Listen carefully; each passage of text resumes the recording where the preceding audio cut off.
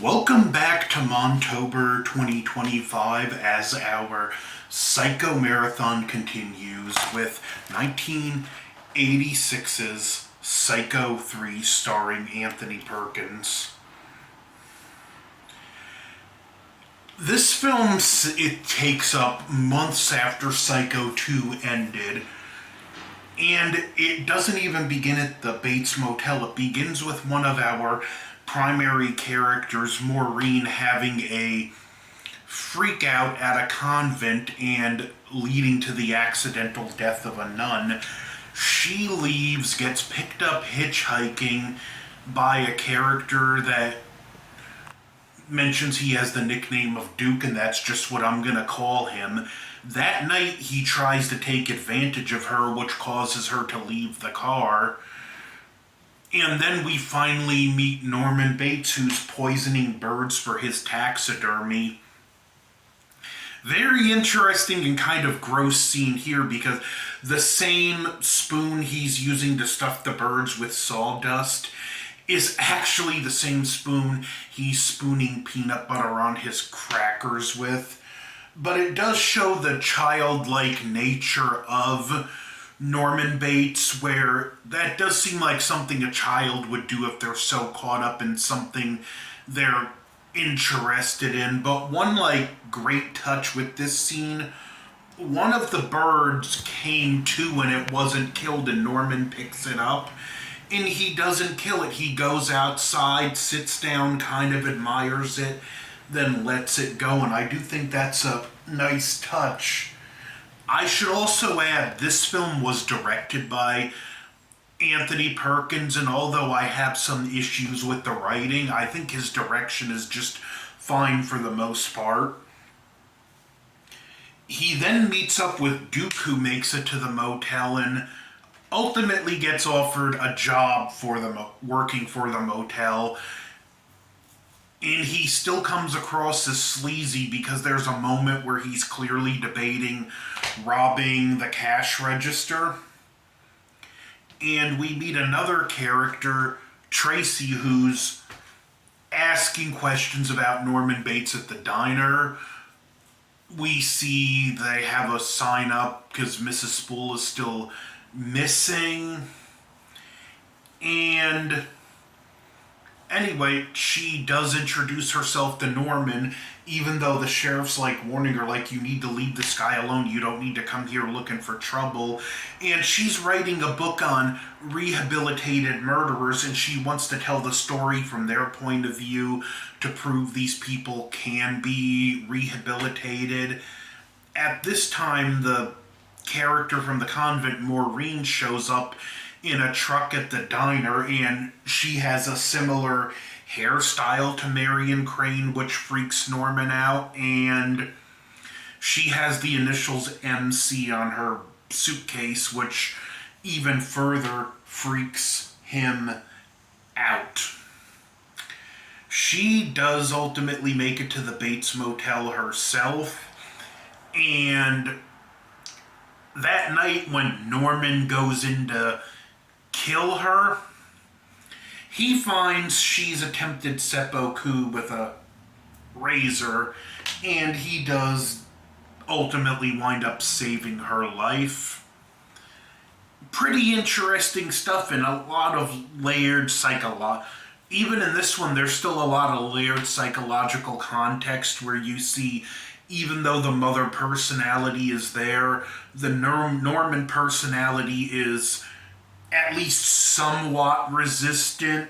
I find this very interesting stuff. I really like what they did here, even if I do think this is the weakest of the Psycho sequels and just movies in general. Well, actually, now I take that back. The remake would be the weakest Psycho movie, but this is the weakest of the sequel, and I'm not talking about the remake. I tend to forget that movie exists. But now we have our primary characters set up, our familiar scenery. Duke brings home a girl from the bar after briefly talking with Tracy. He throws the girl out of his room that he gets free for working for the motel, and she gets stabbed to death in the phone booth. This movie's equivalent to the shower scene, and it's easily the most well shot death scene. We see another girl later on in the film get killed at a party because there's some kind of sporting event party going on in this film, and we have a lot of good stuff. Like, there's the potential of an establishing relationship between Norman and Maureen. He even takes her out to a place and they dance. But the girl that gets killed at the party, she's missing. The parents are concerned, and it is enough to get a warrant. Norman does freak out, and when he gets up in his mother's room, mother's body is missing.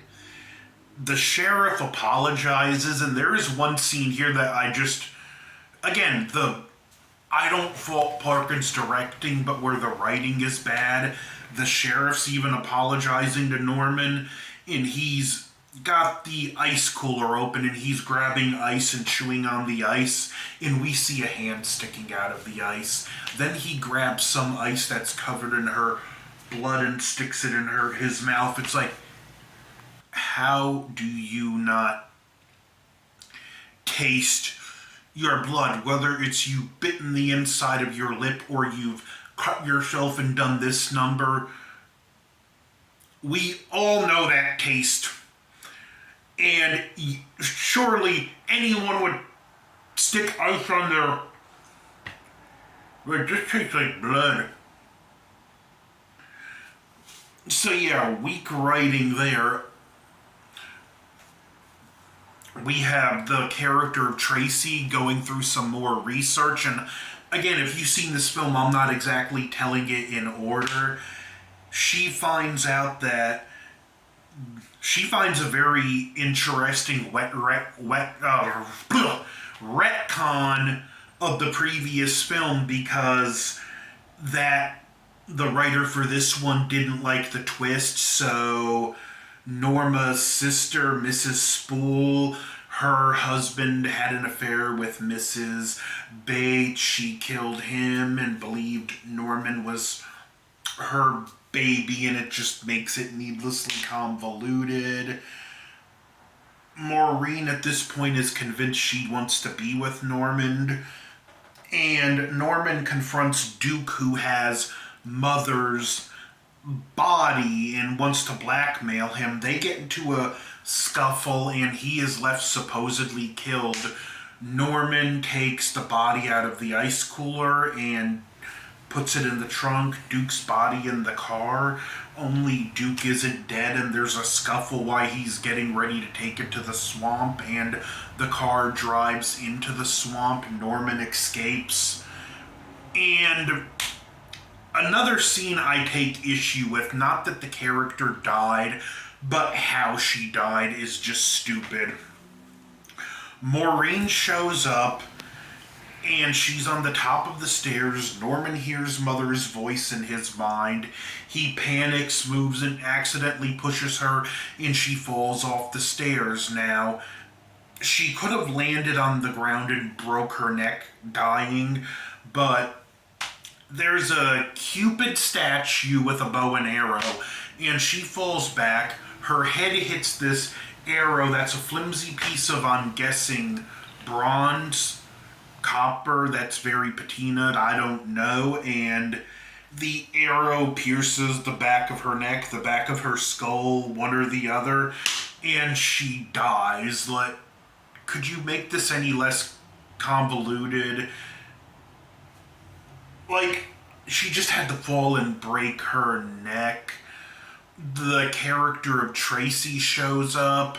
She sees Norman in the Mother getup. She's trying to talk him down. She sees Mother's body, and when we think Norman's gonna stab her to death, he stabs taxidermied Mother, he does get arrested, but another nice touch I like, and why I do like the sheriff in the second and third movie, when he's talking to Norman, he's not even mad at Norman. He's just really disappointed. He's like, why'd you do this? You know they're going to lock you up for the rest of your life. And you could tell, despite what happens, he understands Norman's a troubled man, and he does still clearly like Norman to a degree, even after all of this. Although I think some of the stuff, like the blood on the ice, it just makes him look like an idiot. But like I've said before, we'll chalk that up to the writing, and this is not on Anthony Perkins directing. The last shot, he pulls Mother's hand out from his suit, which I don't get how that could have been there. This must be Norman hallucinating, and he gets that great sinister smile on his face. In the film fades to black. I also do like the moment when Norman tells the sheriff, I'm basically, when he's told he's going to spend the rest of his life in prison, that at least he'll be free. Psycho 3, a movie that literally came out 2 months to the day after I was born. I was born May 2nd. This was July 2nd, is a flawed sequel, but I still do find enjoyment out of it. The biggest problem I have with this film is Norman isn't really sympathetic, where in the other movies there's always a degree of sympathy you feel for Norman Bates that's kind of lacking here.